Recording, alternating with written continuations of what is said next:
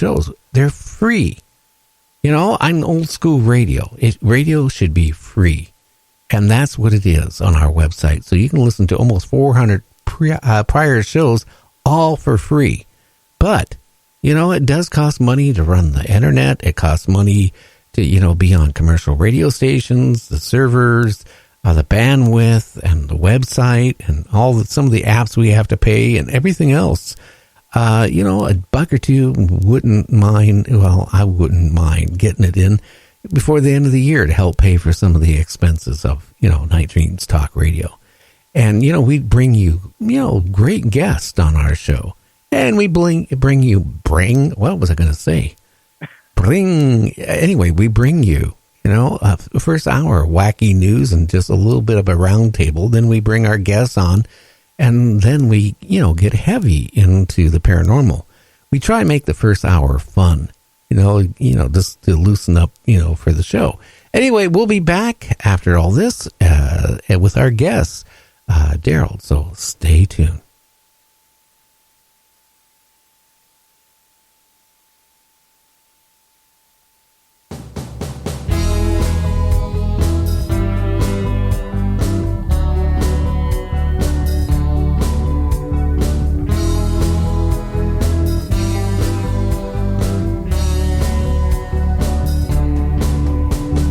Selfish and cruel since his youthful days in school. His siblings he never did treat well. His self-centered bent was his dark side lament, with a focus on hypnotizing spell. He memorized laws to help sharpen his claws for a future for which he was bent. The time would surely come when for office he would run and claim he was just heaven sent. Another politician has just taken center stage. He tells all the people that he loves them so. He comes on like a sage, says with him they should engage. A false prophet selling endless empty prose.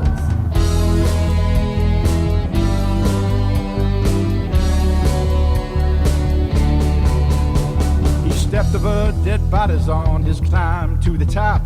The highest post was his aspiration. But he forgot to read the fine print in the contract that he signed, which caused a U-turn to his final destination. He continued on his pathway of destruction and decay, never thinking that his wicked life would end. He never did take stock that the devil is not mocked, and all those broken fences will not mend. Another politician has just taken center stage. He tells all the people that he loves them so. He comes on like a sage, says with him they should engage. A false prophet selling endless empty prose. He feels no lament for the lives that he spent.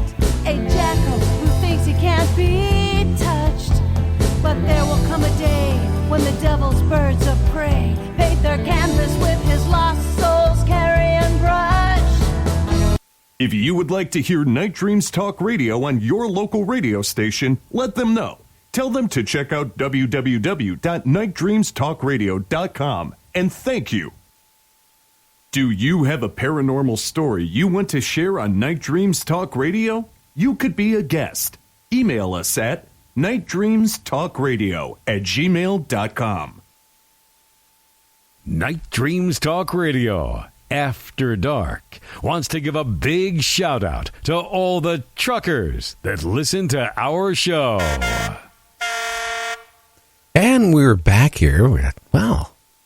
Gee, everything went hot here for a second on my mixing board. That's what happens. Every time I work on something, I'll have malfunctions for a day or two because I moved wires around, cables around, and all that stuff. Anyway, why don't we, James, get our guest on?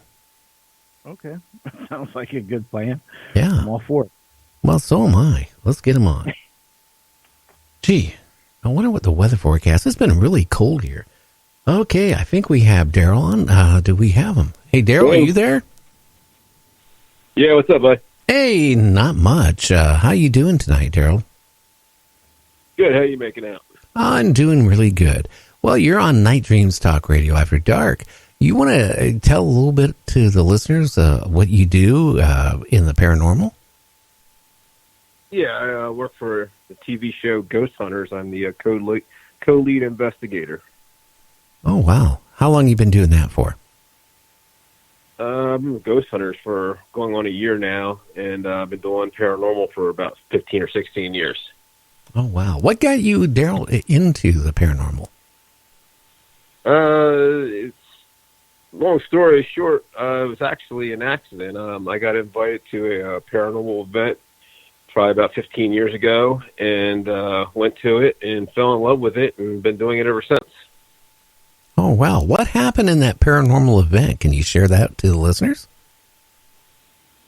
Yeah, basically, I went to an event at a place called Fort Delaware, and it's an old Civil War fort, and it was around Halloween. They were just doing this big event there. There was a local paranormal team that was doing an event, so I went, and we broke off, and we went on a little investigation they were doing for like probably about 2 hours, I guess it was, and at that point, I actually saw what I thought at the time was an actual apparition, and I got hooked from it, and from there, I knew that's what I wanted to do, and I've been doing it ever since. Now, have you ever been scared going out and, doing a ghost hunt on a location? No, I'm not scared. I've been had some jump scares where something has scared me in the moment, but I've never been frightened to investigate a location. Interesting. So, how do you like being on a cable show? Is it a fun? Well, naturally, it's fun, but I mean, is it what you expected? It's a lot of work, a lot of travel.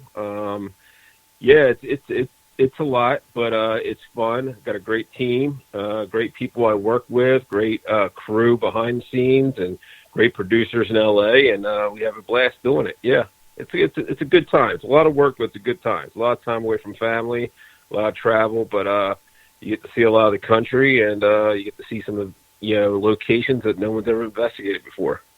Oh, wow. I mean, can you share some of these, locations that you have been on and what type of, ghost or what type of things did you find during these investigations? The investigations I could talk about are the ones that have already aired from season 1. Right now we're filming season 2. Yeah, I mean, some of the places we went to in season 1, probably the most memorable would be, we did a place that was most memorable to me was called Mohican Castle, which was in Ohio.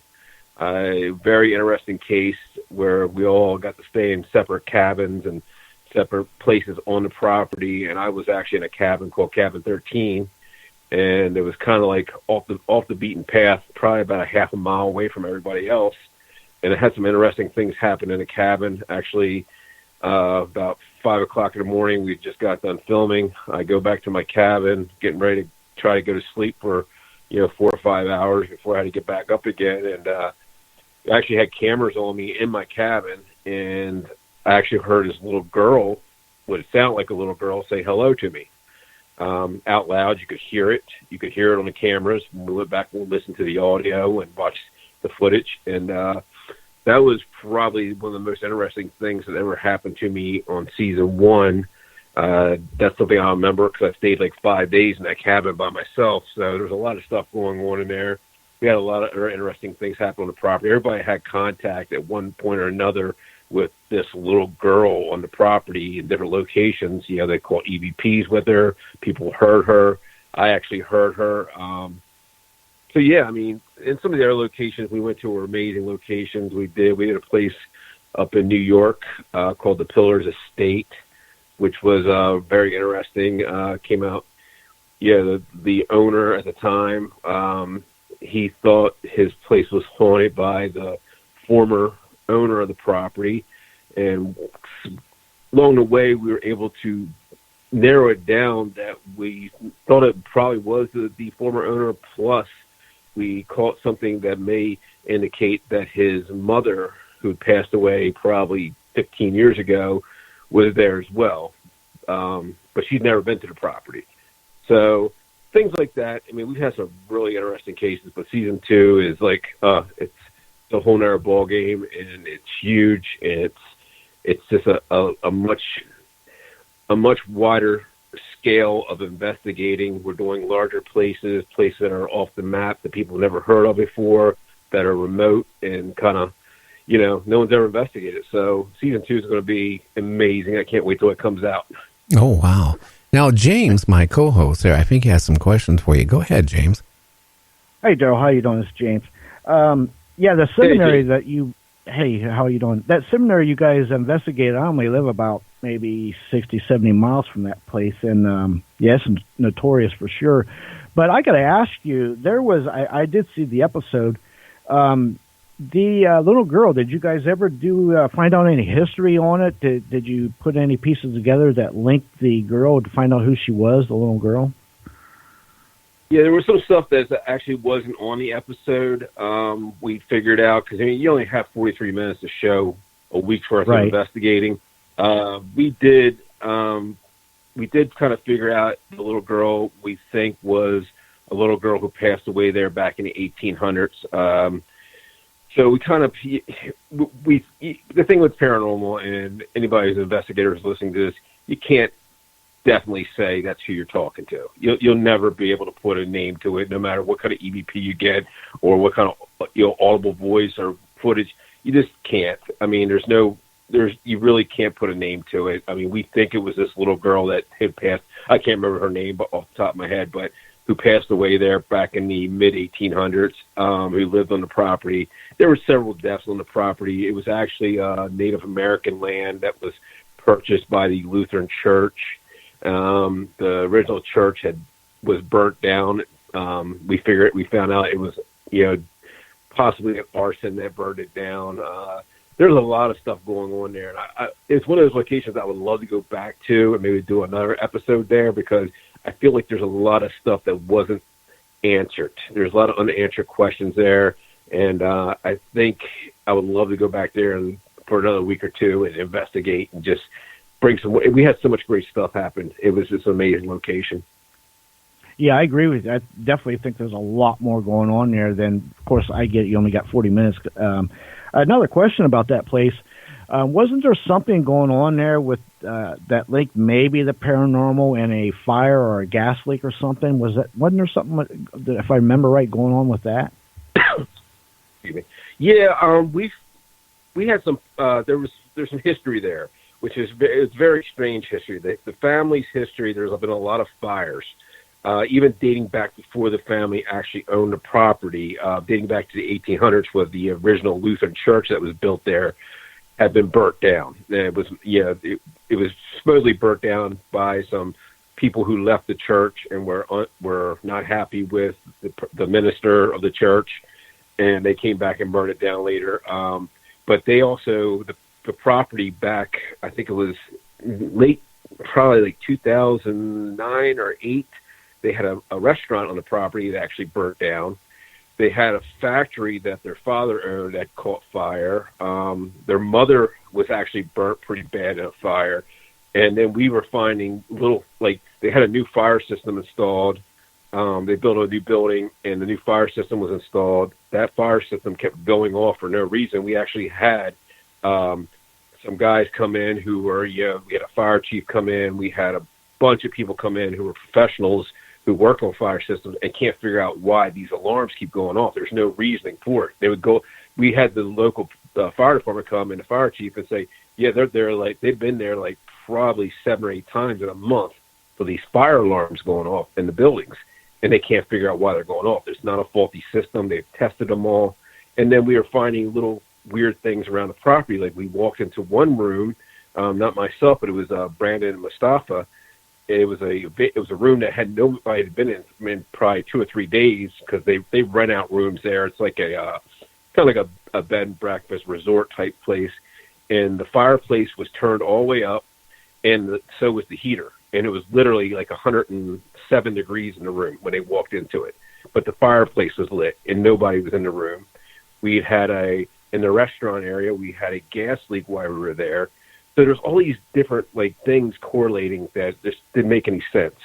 So that was